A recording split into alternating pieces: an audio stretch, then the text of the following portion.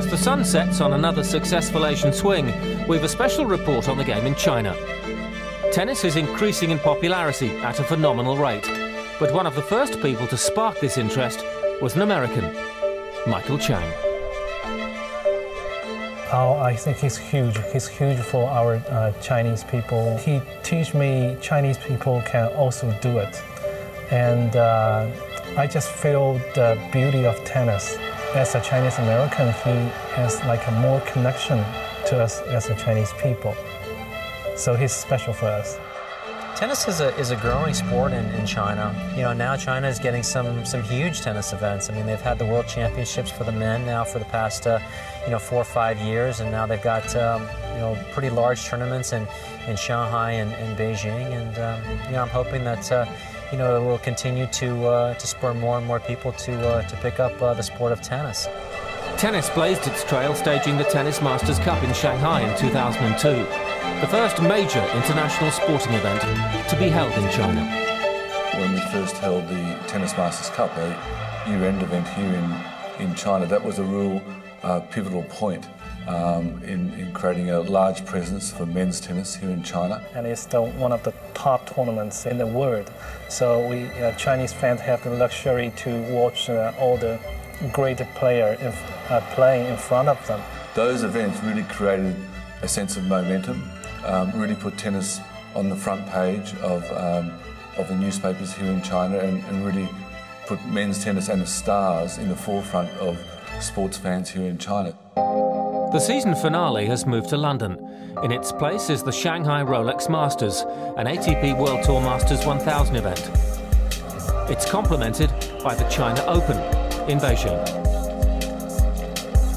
I think it's wonderful for the fans to actually now get a chance to see not only just a top 8 player, which was alone phenomenal, but now you move over to 50, 60, 70 players, singles, doubles players, and it's a proper tournament. And really, they can enjoy it, I think, even maybe more so after having experienced the World Tour finals already here. The Olympics have also played a part in the development of tennis in China. Not only was there the successful hosting of the Games in Beijing 2008, but a female Chinese doubles pair won gold at Athens in 2004.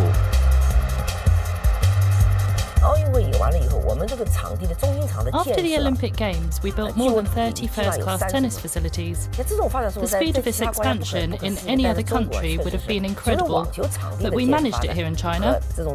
With these courts and the rapid development of the sport, I believe that the Chinese can easily become competitive in tennis. I think China has changed dramatically for the Olympic Games. It's really nice to see enthusiasm is still here, and it's growing every day. I mean, a lot of Chinese players, much more Chinese players are on tours. You can really see that they're breaking through, and I think it's just a matter of time when we're going to have a lot more players in the top 100.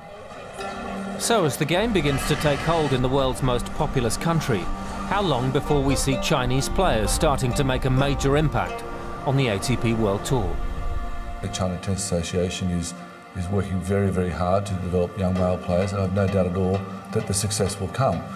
Every country in the world wants to have the next Roger Federer. There's no formula. It's just a matter of laying the foundations, having the programs in place, having good coaching, and all those things are in place here in China, so it will come. Well, I think it would be wonderful to have a great Chinese tennis player on the men's side. On the women's side, they're already very strong, having had a couple of semi-finalists of Grand Slam play. On the men's side, I think they're still waiting a little bit. They have to be a bit more patient.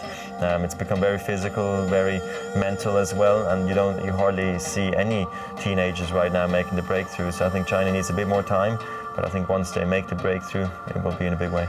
Chinese have been so successful in similar sports, badminton and table tennis. To me, I hope that it's just a matter of time before they're equally as successful in the sport of tennis. And how long before China produces a global superstar? Watch this space.